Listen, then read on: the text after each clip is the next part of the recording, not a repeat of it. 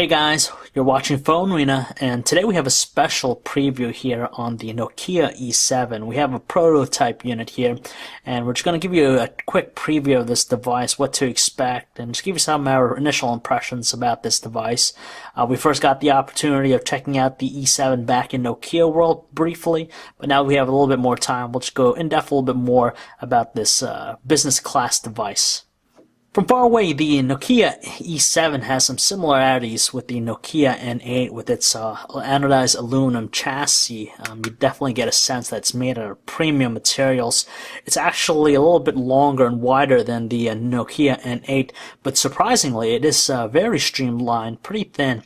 Measures in at 0.54 inches versus the half an inch thickness of the Nokia N8, and you got to consider the fact that this packs on a physical keyboard as well, so that's a very nice, sleek looking device. You do notice the weight just because of the choice of material. It's a little bit heavier than most hands, but it's not too overbearing. We definitely like the feel of the device, and overall it just shows you that Nokia has some great looking handsets out there, and this is definitely a clear contender in that space.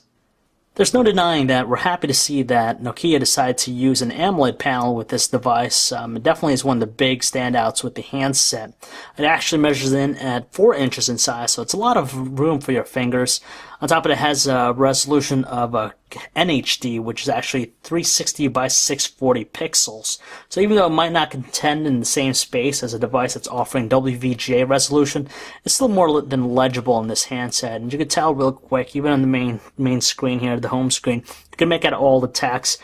When you get to the main menu, it's still a little bit smaller, but still more than distinguishable. The great thing about the AMOLED panel, of course, you get the deep-looking colors. A little bit of hint of bluishness to it that we notice, but the colors are definitely a lot more vibrant than other panels out there, and especially the deep blacks. You notice that instantly. The other thing about the handset is that it does attract a lot of fingerprints from our usage so far, and it's very difficult to actually remove them. You got to really get a cloth to actually get it, but it gets dirty very easily. And on top of that, we did notice some responsiveness issues. It wasn't as accurate as we would like, and you definitely have to hold your finger steady to get for it to register your touch. And as far as viewing angles, it looks like it's pretty decent. Naturally an extreme angle, so it's going to kind of phase out, but for the most part it's definitely a clear standout for this handset, and we're very happy to see that they've used an AMOLED panel. Below the touchscreen you have the home button, which is raised from the surface and is very distinguishable to the finger, but unfortunately though it is rather difficult to push down. You don't have a good response. It also acts as the notification, so it'll light up if you get a message or even a phone call.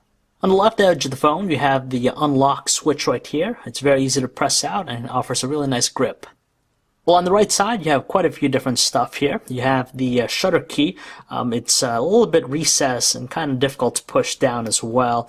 You have the volume rocker here, and you have the SIM card slot. In the top side of the phone, you have the 3.5mm headset jack. You have a dedicated power button. Even though it is flush to the surface, it is large enough to make out with the finger. We didn't have too much of a problem. And beneath this flap here, you have quite a few different ports. You have the micro USB port for charging and connecting to computer, and you also have an HDMI port as well. And finally, we have the 8-megapixel camera on the back. It's a fixed focus one, not an autofocus, dual LED flash. And on the front, you have a front-facing camera, and in top left here are the proximity and light sensors. At first try, we had some difficulty in actually getting the keyboard exposed. You got to do like some sort of a diagonal mechanism. Instead of a simple swipe up, you got to push into the handset, and it snaps the handset open. It is very snappy, as you could tell here. Once you get a hang for the mechanism, it's quite easy to open up. We feel like it's very solid, even though at times you could kind of get it to an open position like that, but it'll definitely snap into place, and it feels like it's solid all around. Now the keyboard itself, as you can tell, it tilts the display at an angle. It's supported by this flap right here, and also down at the back right there. But as far as the buttons on the keyboard, they're all evenly sized, kind of chiclet keys. We do like the feel of them, even though they're not as raised as we would like, but still you have a good feel for them when you're touching it. And they do offer a really nice response, surprisingly, when you push down on them. Pretty good backlighting as well. You have you have a directional pad here on the bottom right to give you another option for navigating about the handset. And overall, we did find the keyboard on the E7 to be quite usable. As I mentioned already, the Nokia E7 is running Symbian 3, just like what we saw on the Nokia N8, and it actually shares the same processor. It has the ARM11 processor, which is clocked at 680 megahertz, shares the same amount of RAM at 256 megabytes, but the E7 jumps in ROM. It has a 1 gigabytes of RAM versus the 512 on the N8. And for the most part, though, navigating about the platform, thanks to the processor, it's fairly quick and responsive. We didn't have any issues. You could open up multiple applications. You could jump back between the home screen. And even stuff like kinetic scrolling is fairly smooth. We had no problems as far as speed, and we're happy with the overall responsiveness of the handset. But as we mentioned already before, the touchscreen can be a little bit finicky at times, so it could be something just with the prototype unit that we're checking out here, and hopefully that'll get fixed with the final version. In terms of personalization, there's going to be a little bit more with Symbian 3 versus previous iterations of Symbian. We have the home screen here. There's a bunch of different widgets that you could place on there. When you go to the options here, you could edit the content, and you could either rearrange the widgets to your liking. You could even add additional ones if you wanted to. But unfortunately, though, there's no option to actually get more than one home screen, because with Symbian 3 you're allowed up to 3, but unfortunately it could be something with our prototype unit here, but we're only given one option here, but still a little bit more personalization than previous versions of Symbian. When you go to the main menu, it's laid out in typical grid-like fashion, and you have kinetic scrolling, as we mentioned. Very easy to press icons, and it'll take some time getting adjusted to it, but afterwards you kind of get a feel of moving about the platform. And even though you'll find the best typing experience by using the physical keyboard, there are some on-screen options at your disposal. You have the numeric keypad here, which is its traditional layout. It is a little bit more of a process typing up stuff, but you can enable predictive text to have a little bit faster experience. When you tilt it to landscape, you'll be presented with the full keyboard layout. It is fairly responsive, and speed typing shouldn't be too much of a problem with people. But as we said already, definitely by far better using the physical keyboard. The Symbian browser has come far from the early days, and for right now it does a decent job. Not the best, nothing on par with the iPhone or Android browsers out there. You have stuff like multi-touch gesture support, so you can zoom in, zoom out. And on top of that, the device that we have here is actually running off of T-Mobile's 3G network, and loaded pages in probably under a minute and a half fully. And as you can tell, our page here is completely loaded. There is some slowdown lag noticeable with it, just because there are some flash content. It has support for flashlight. It does seem a little bit jerky, not the smoothest experience, but when there isn't that much flash content, it does move at a decent rate. You could double tap to zoom into a specific area, and as you could tell, it'll do its best to rearrange the text here to fit the display. For the most part, it does take a little bit of time to re-render stuff on the fly, but it's still more than a decent experience for most people out there. The music player is exactly like the one we saw on the N8. It'll display all your songs by artists here. When you select an album, it's going to give you like this 3D carousel on top here. You can move about all the different albums by the artist, and once you find a specific one, you could play a song, and from there it's just going to display the usual set of items: the album cover, the track information, even the on-screen controls. When you tilt it to landscape, it does the same exact thing.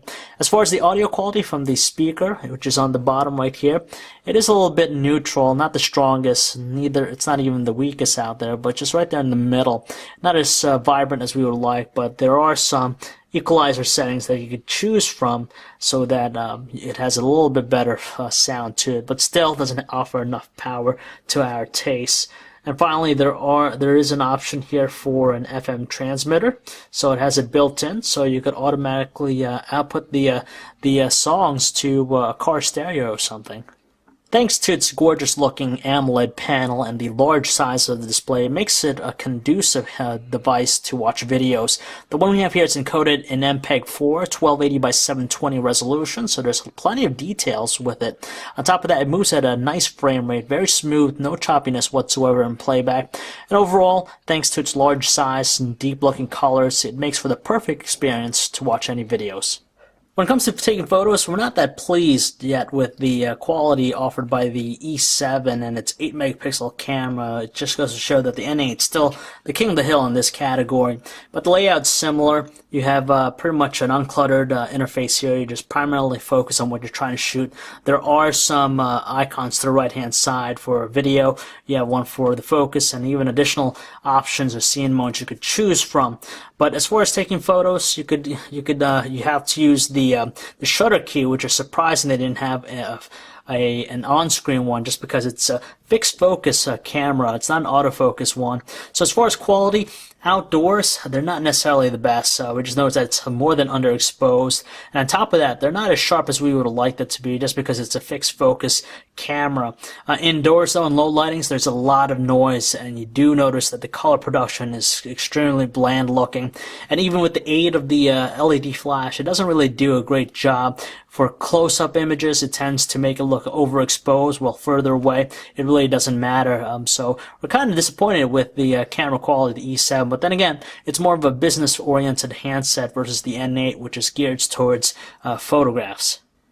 Somewhat a surprise, the E7 has the ability to shoot in 720p, so it has a nice frame rate to it.